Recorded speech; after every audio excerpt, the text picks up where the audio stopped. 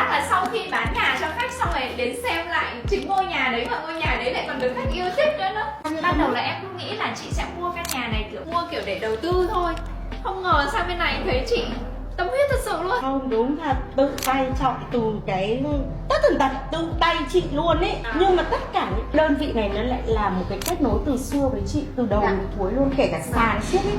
Chị bảo là diện tích như này và đem đến nhà bên đây là thành cho chị chọn, xong đến ngày đến giờ các bạn đấy kể cả tính tiết rèn giết gì này đều là ấy. Hệ cửa này nó thoáng lắm các bạn, nhưng mà mê nhất cái toilet nó thoáng lắm các bạn.